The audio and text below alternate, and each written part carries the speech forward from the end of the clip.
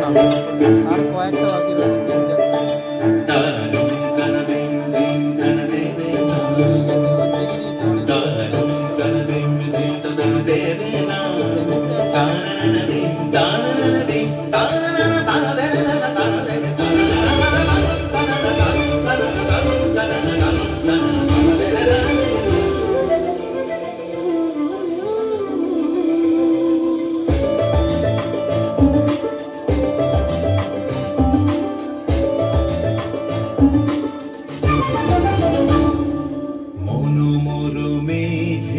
সঙ্গী